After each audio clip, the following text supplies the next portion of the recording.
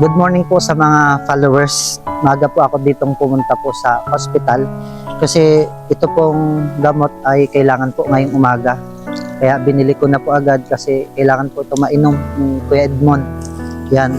Kasi itong reseta nito kahapon ko po kinuha. So, kailangan po na mabili. Kaya maaga po akong gumising at pumunta po dito. At syempre, binilan na rin po natin ng pagkain po. Gatas, may kape, may shampoo, may dishwashing liquid. Tapos binilan na rin po natin ng kanin at ulam po, no?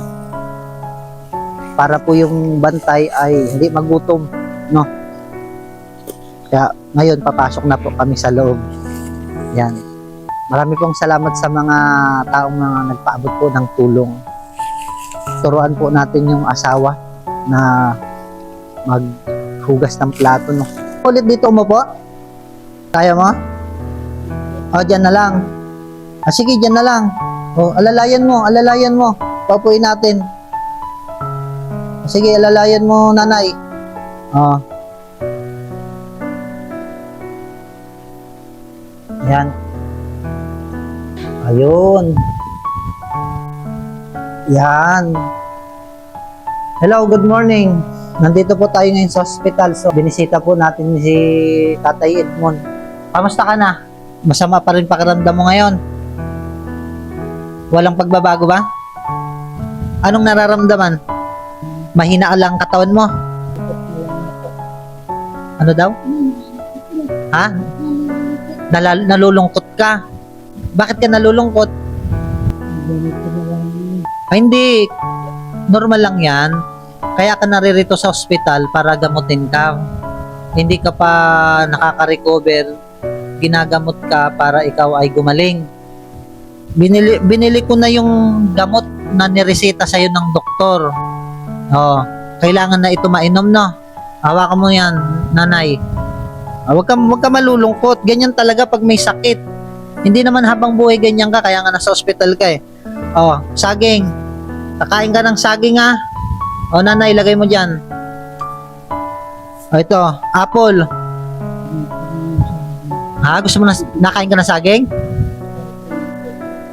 Saging daw yung paborito niya, o. Apple, mansanas. Nandito yung kanin at ulam, ha? O, kanin at ulam. May plato ka, di ba dyan? Okay? Iinumin mo gatas, ha? Huwag kang iinom ng kape, gatas. Sa kanya na yung kape. Mahilig siya sa kape. Tapos, biskwit. Okay? O, ilagay mo na lang dyan sa tabi, ha? Iinom ka ng gatas, ha? Bumili din tayo ng... O, nanay, ituturo ko sa'yo to, ha? Merong dishwashing liquid dito, ha? Maghuhugas ka ng plato, ha? O, para hindi laging nilalangaw, ha? O, may sponge dito, ha? Tapos, may shampoo ka. Maliligo din, ha? O, maliligo. Pwede ka na ba maligo? Hindi pa? Punasan mo na lang. Punasan mo. Nagbili din ako ng may shampoo, may sabon dito, ha. Ito yung sabon mo, maliligo, ha, para malinis, ha. Kung gusto mo maglaban ng damit, meron din sabon, ha. Sige. May kailangan pa ba? Bibilang kita ng short mo. Baka mamaya pupunta akong mga hapon. Bibilang kita ng short. Alin ang mas mahirap? May nag-iintindi o wala? Meron. Kaya wag kang malulungkot. Ako nga, hindi ako nalulungkot eh. Kasi alam ko gagaling ka. Kumain na ba kayo? Kumain ka na? Ha? Gusto niyang kainin, mainit. Katulad ng ayaw kumain ng kanin. Gusto mo lugaw? Marami pong salamat sa mga taong nagpaabot po ng tulong. At syempre, huwag kang mag-alala. Bibilihan ko din yung anak mo ng pagkain doon. Tsaka ng gatas. At syempre, bibigyan din natin ng pagkain yung nag-aalaga doon. Paano maalagaan yung anak mo kung hindi natin pakakainin yung nag-aalaga? Tama? Anong gusto mo, nanay, sabihin sa mga taong nagpaabot ng tulong? Ha? Salamat po. Bakit ganito ang kulay? Bakit ganito ang kulay? Ha?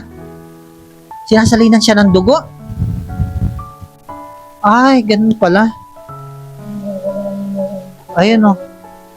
Mababa yung dugo niya. Kaya sinasalinan siya ng dugo. Ah, ubos na ba yung gamot? Ubos na yung gamot? Nanay, pupunasan mo siya, ha? Pupunasan mo, hindi siya makaligo, pupunas-punasan mo. Ha? Tapos may sabon naman dyan. Tapos ikaw, huwag kang mahiya, maligo ka dito, ha? Walang pumupuntang kamag-anak nyo dito? Ah, wala. Hayaan nyo na, pag-pray na lang natin, no? Sa mga nag-aabang po ng update, hindi ko pa po nakakausap yung doktor. Pero sa nakikita nyo po, ngayon ay sinasalinan po siya ng dugo. In-upload ko yung video ninyo, may mga taong nagpaabot ng tulong. Kaya hindi lamang kayo yung masuportahan dito, kundi yung 3 ninyong anak na kayo nagbabantay, no? Iniisip mo ba yung anak mo, 3? Hindi naman sila at may nag-aalaga, kailangan lang ng pagkain. Marami pong salamat. Saka na lang po ako mag-update po sa inyo kapag nakausap ko na po yung doktor.